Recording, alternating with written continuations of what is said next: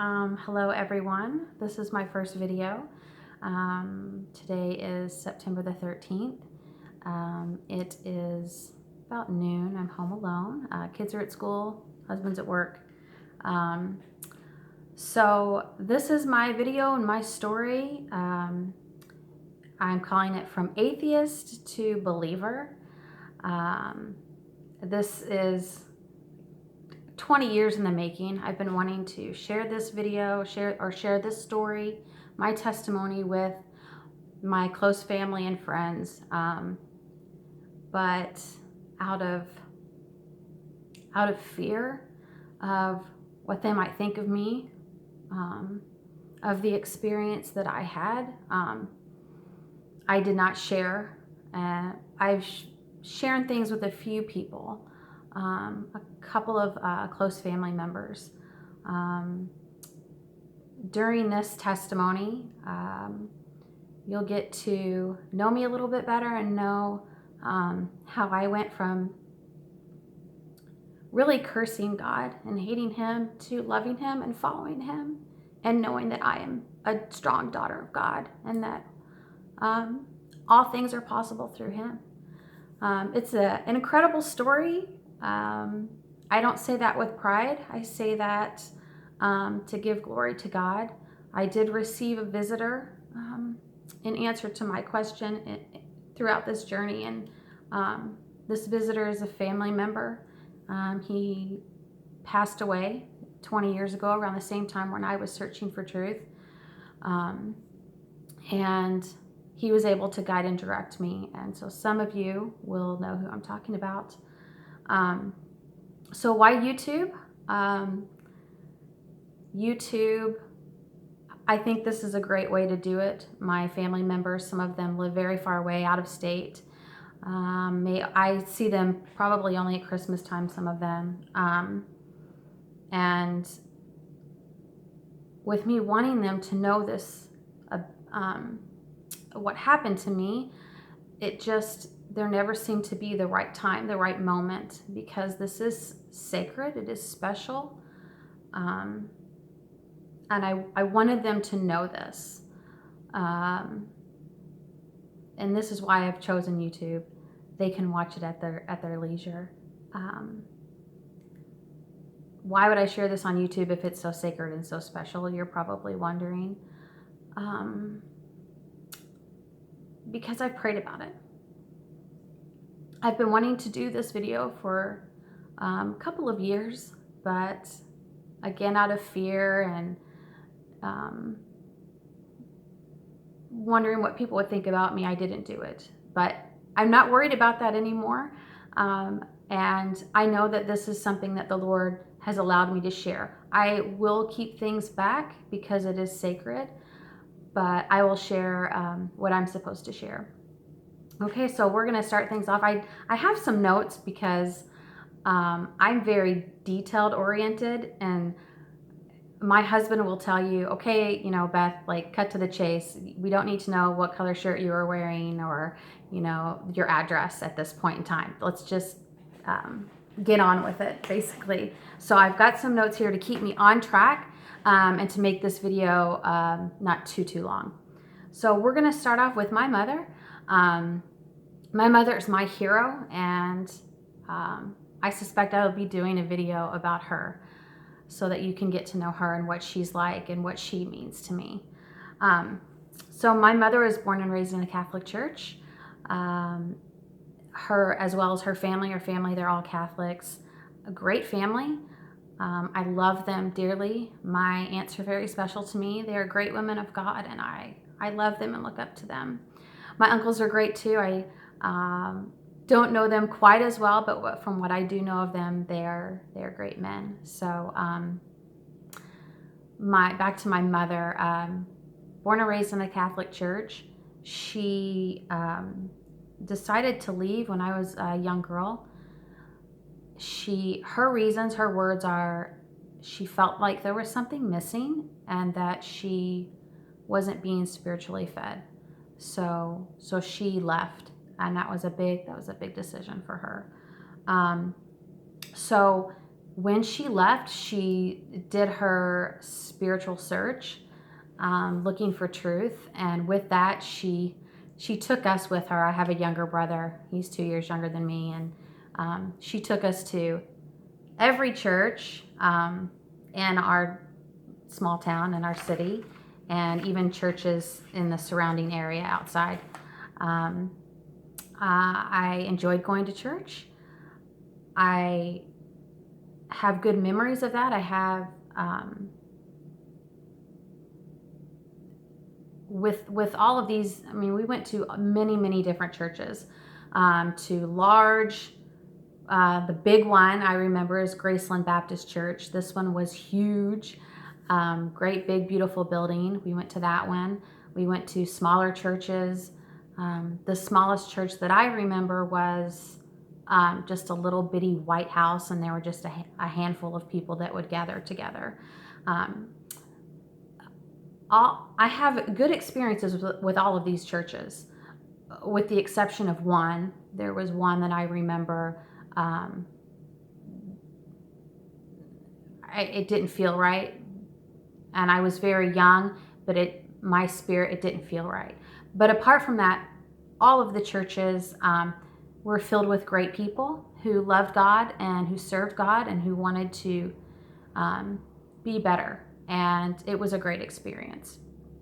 When I was 11 years old and in the 6th grade, my mother became very ill. She was born with a disease. I won't get into that today. That's another story for another time. But when I was 11, it was the first time that I recognized that something was wrong. She was hospitalized. It was very devastating to me. My younger brother and I do have an older brother. He's 5 years older than me, and so at the time he was not in the picture. I believe he was living with my grandparents. I'm not sure, but my younger brother and I had to go and live with my father. We lived in a small apartment in the downtown area of the city that I grew up in. I'm from the Midwest, and we had this teeny tiny apartment on top of a baseball card shop. And I lived there with my younger brother and my dad and his friend. This was quite devastating for me as a young girl, to be taken away from my mother. My mother was everything to me, and even though I didn't always treat her with kindness, I loved her very much, and it was hard to be taken away from her. She could not care for us mentally and physically. She was not able to care for us. And so my dad, we had to go live with my dad. My parents were separated. They were not divorced at the time. They had been separated for a while. So why did I not want to live with my dad? Because my father had a lot of problems with substance abuse, alcohol, drugs, other things. I won't get into that right now. Like, it doesn't matter. He was very abusive. He was cruel. He said very horrible things to me, things that a father should never say to a daughter.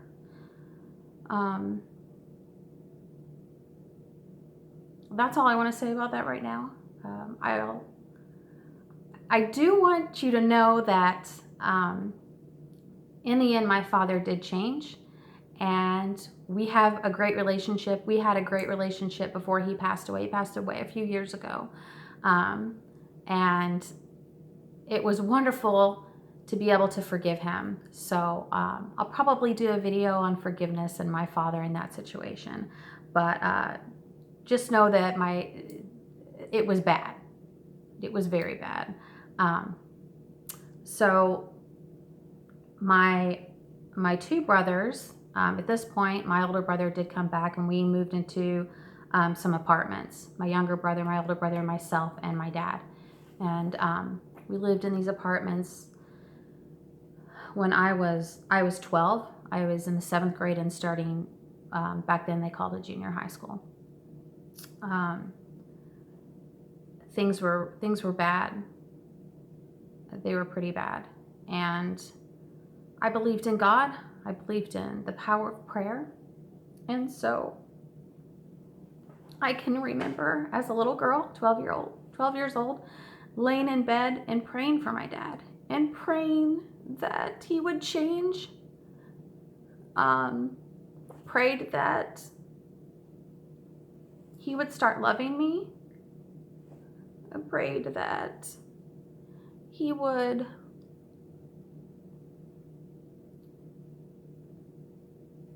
stop drinking and stop all of these things that he was doing to his body and to his mind. And I had learned about some of those things in health class. But I prayed very hard for him.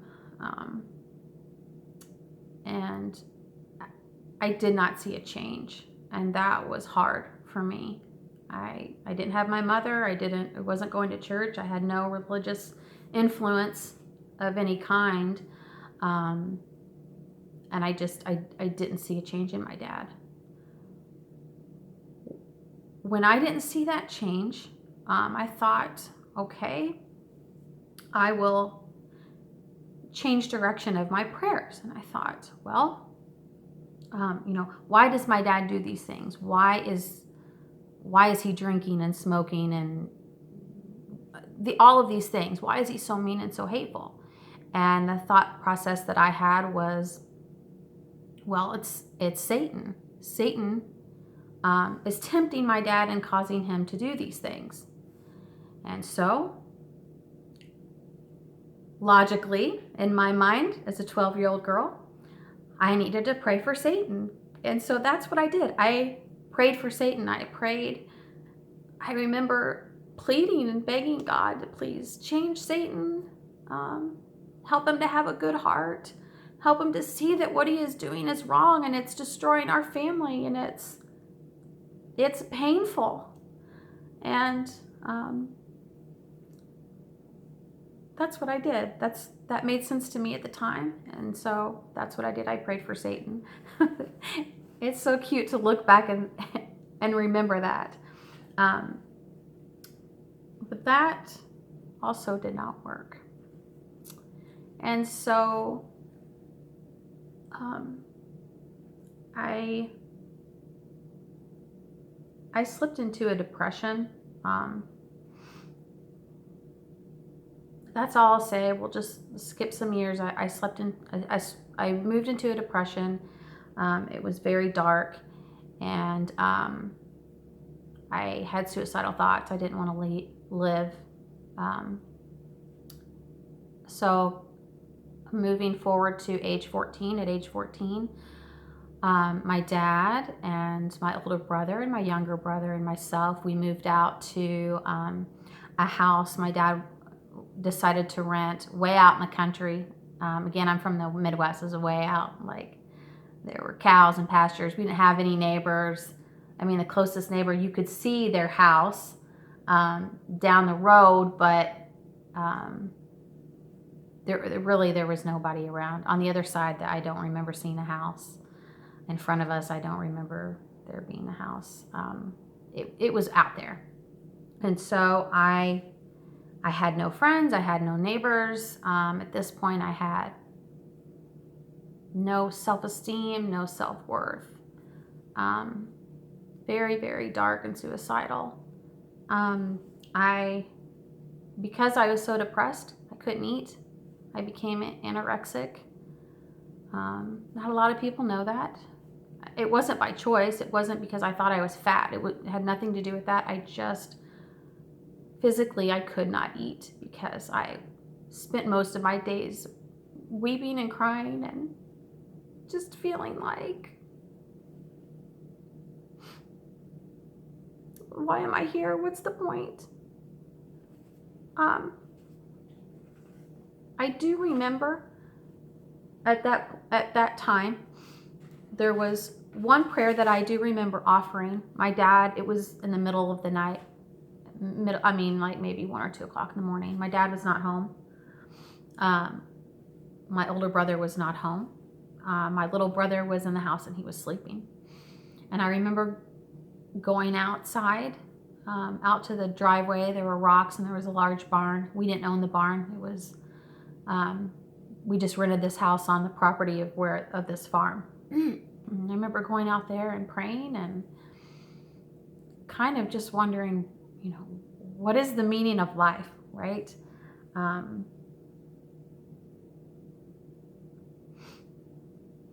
That was the last prayer I remember praying at that time, during that year. My dad, with my dad having substance abuse problems, we couldn't pay for bills, and we couldn't pay the rent, and so we were evicted. We moved back into the city. We moved in with my mother. We don't need to go into detail with that. My parents did not get back together. They just moved in together out of convenience. I'm sure my father, he used her and her money, and that's all I'll say about that. At 15, I started high school.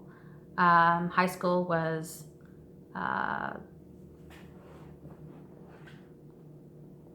sophomore, junior, and senior. So 15, 16, 17 years old, I was in high school. Religiously at this point, I had been taught through our wonderful education system, public education system. I was taught about the Big Bang Theory, and that sounded great to me. I completely believed in it. We were taught about evolution. I thought, yes, this is an answer. This is why, this is my answer to. Oh, my foot's falling asleep. Sorry, I have to move around. Anyways, this was an answer for me to all of my questions. And really, there is no God. If there was a God, He wouldn't have given me and have me been born to a father who had these problems, a mother who was ill, with no fault of her own, and suffered through all this abuse at such a young age. Not to mention, and my story isn't even, it's a bad story, but there are other people who've suffered far worse than I have. And so for me, the Big Bang Theory and evolution was an answer to all of this, and I believed it. I do remember the day I told my mother, oh, this great woman. I don't even remember how the conversation started. I just remember us standing in the living room, and I said, well, I don't believe in God. I believe in the Big Bang Theory and evolution. My mother, the look on her face,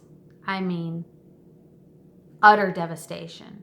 Like, her face just, anyways, I remember her saying something to the effect of, where did I go wrong? What have I done? My daughter doesn't believe in God. This can't be. And I kind of just laughed it off and turned around and walked away.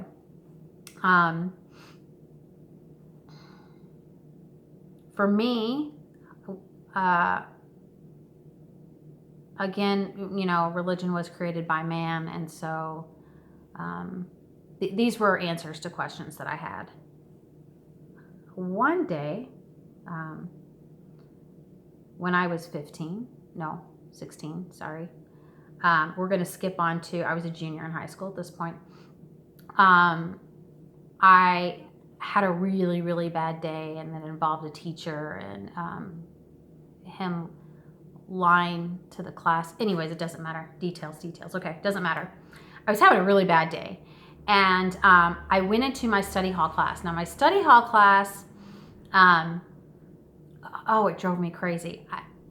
I'm going to call him Mr. G. I don't want to give out any names. So Mr. G was a science teacher, and he was soft-spoken and quiet. and I didn't like him. One of the reasons I didn't like him is because we were in study hall and he assigned us seats that were alphabetical order, with my last name being what it is. I'm not going to tell that right now, but I was in the very front. I was the head of the class, right? And I just thought it was the most ridiculous thing. This is study hall. This is, like, it's study hall. Why do you have to have assigned seats? Anyway, so at this one day, I was really mad at this other teacher, not Mr. G, this other teacher, Mr. F. I was really mad at him, and I walked into the class, and my friend, who was a senior, Amanda, she, oops, I said her name, that's okay. Amanda, she says, well, how did the test go? And she was sitting in her seat, and I remember like getting up on the desk in front of her and sitting on the desk, plopped down the desk. And I'm like, you're not gonna believe this teacher, blah blah blah. And I was really, really mad. I was telling her all this stuff, and Mr. G walks in, and the bell rang, and I remember thinking, oh, I dare Mr. G to come and say something to me. Like, I've had a bad day, and he's going to get it, and I don't even care. Now keep in mind, I was more bark than bite, right? And I was never one to get in trouble. I never, I think I had detention at one time. I was never disrespectful to adults. That just wasn't in my nature. I was quiet until I got angry, and then when I was angry, I kind of exploded. Anyway, so back to Mr. G. So he walked up to me, and he looked at me, and he said, "It sounds like you've had a bad day." And he handed me a Hershey Kiss. And that really softened my heart. I didn't know what to say to that. I was expecting him to say, get in your seat. I was expecting him to be very angry, and then there was going to be something where I was going to have like my second detention ever. Anyways, that didn't happen. My heart was softened, and I don't remember saying anything. I remember just getting up and walking over and sitting down in my seat. With that, I gained a lot of respect for Mr. G. I felt like he respected me, and we developed a friendship. And, study hall at that point, up to that point, had been very quiet. Wasn't quiet anymore after that. I started opening up to him and talking to him and sharing, not personal things, not things about my dad or my family or my mom, not anything like that, but just things about what was going on with me, who I was dating, what they were like, dreams that I had. I would always have dreams, and he would listen to my dreams. And my other classmates that sat around me would listen, and they would chime in, and we would have these great discussions of, what's good, what's not so good. Anyways, back to this religious quest. He ended up giving me a Bible. It was a teen Bible. I don't know what version it was. I accepted it because out of respect for him, he told me that I should read it, and he believed that it would help me. So I started reading it. I don't know for how long. I remember reading it a couple of times. Anyways, it doesn't matter. I started reading this Bible, and now in this Bible, there was one night I remember distinctly that I was having a really, really, like, things in the family were really bad, and I was just really having a hard time. And so I picked up the Bible, and in the back of this teen Bible, there were all of these, it listed like different emotions. So like, and then it would have a corresponding scripture. So like if you were scared, it would give you a scripture that you should read. If you were, angry, if you were depressed, if you had lust, if you felt sinful, all these, it was just the whole back page of this Bible, the whole back. And it would give you these corresponding scriptures. And at the time, I was feeling very upset, very emotional. I just remember looking up all of those scriptures, and none of them were helping. And I read them all. And I became very upset. And I grabbed that Bible and I chucked it across the room. And I was angry and I was crying and I was upset. And I remember yelling at God, like, why? Like, here I am trying. You must really not be real. I don't remember the conversation. I was just very upset and I was crying. And then all of a sudden, I looked at the Bible face down. Pages were all, crumbled up. And I felt guilty. I felt ashamed. I felt like I had disrespected a higher power. So I went over and I picked up the book and fixed it all up and sat on my bed and looked at the book and I prayed and I said, okay, God, if you're really there, I need an answer. I need something. Give me something. And so with that book, with that Bible in my hand, I said, I'm going to do this randomly. So that's what I did. I think I closed my eyes and was thumbing through it. And I stopped and pointed and read a verse. I wish I had journaled this. It was amazing. It was absolutely amazing. It was. I started bawling. I couldn't believe it. It was the verse. It couldn't have been more perfect.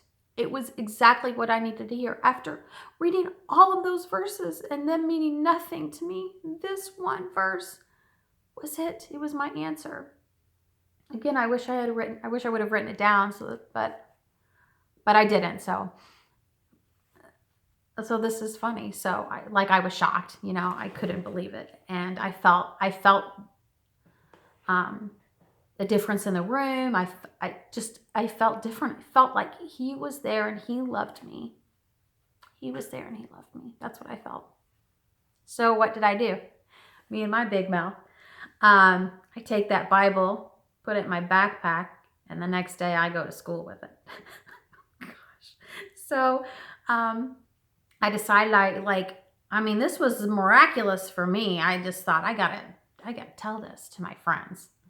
So we're all sitting down at lunch. I sit down, plop my backpack up there, grab that Bible and slam it down on the lunch table. All my friends, we're in this big circular table. All my friends are there and they're like, what's going on, Beth? And I said, you're not going to believe this. You're not. And I start to tell them what happened. And I'm like, this is like, God is real. Do you know what I'm saying? Like, he's real. I know that he lives. I know that he's real. He lives. I know it. He answered me. And it was perfect. It was a perfect answer. That didn't quite go over too well. They thought I was crazy. They thought I had lost my ever-living mind. Just thought I was nuts. But it didn't matter. It didn't matter. Because I knew how I felt. I knew what happened. And I didn't know why I hadn't gotten answers before. Maybe it wasn't the right time. Maybe I needed to go through those trials to help for me to learn something, to soften my heart. I don't know. But I know that he answered me that night. That I know. And so I did start reading those scriptures. I started in the New Testament, and I would read Okay, so now let's fast forward to my senior year. Let's get this going where it gets really, really awesome. So my senior year, I thought, okay, this is going to be hard. Like Mr. G was helping me. He had been a great mentor and guiding me spiritually. I still was not going to any church. Like for me, still, religion was created by man, and I wasn't having any part of it. Anyway, so I didn't always make best decisions, but I wasn't a bad kid. I didn't do anything horrible. Anyway, so then I got a teacher. I got Mr. R. I'll call him. He was my psychology teacher. And one day the bell had rang and we were going to our second class, and Mr. R said, he called us by our last names. And so he's like, hey, whatever. And he said, do you have anything next period? And I said, well, I'm a teacher's aide. And he said, do you think you could stay back and help me grade some papers? And I said, yeah. He said, I'll give you a pass. I'm like, yeah, that's fine. No problem. So I stayed back and I started grading these papers, and I finished up. He had left the room while I was grading these papers. He came back into the room and he walked up to me and he said, hey, Beth, my last name. He called me by my last name. He said, do you think you're going to go to heaven? And I said, yeah, I think so. And he said, well, why do you think that? And I said, well, because I'm a good person. I try to be. And he said, of all the kids, I asked you to stay back. And we're having this conversation, and I remember he said,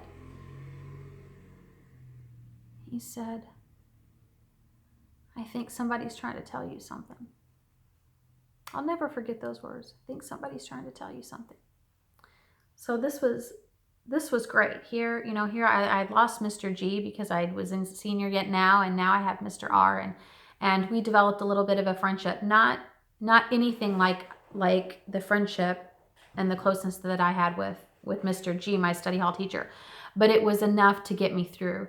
Mr. R would give me scriptures and verses to read and that kind of thing. Sorry. And so it got me through. Now let's leap forward. It's spring. I'm getting ready to graduate. I know that the possibility of me getting another teacher